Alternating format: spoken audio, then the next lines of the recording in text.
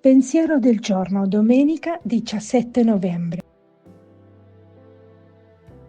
Essere vigilanti nell'amore.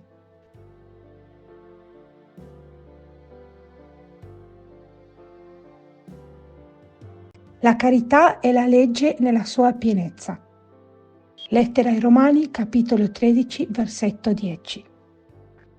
In che cosa consiste questa pienezza e perfezione? Lo si capisce dai versetti precedenti in cui l'Apostolo descrive le diverse espressioni ed effetti di questo amore. Innanzitutto, il vero amore per il prossimo non fa del male. Oltre a non fare nulla di male, questo amore ci spinge a fare tutto il bene di cui il nostro prossimo ha bisogno.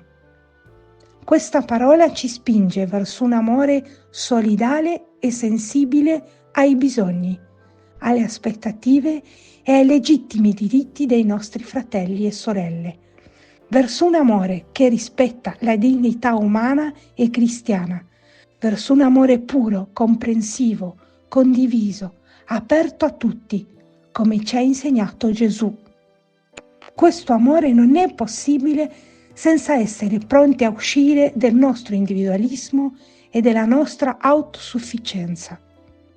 La prima condizione per l'amore cristiano è non andare mai contro i comandamenti di Dio.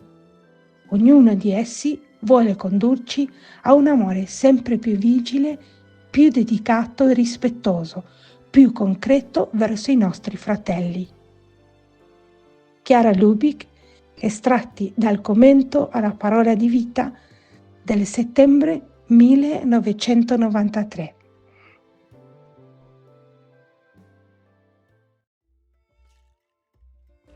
Parola di vita novembre 2024. Lei, questa vedova, nella sua povertà ha messo nel tesoro tutto quello che aveva, tutto quanto aveva per vivere. Dal Vangelo di Marco, capitolo 12, versetto 44.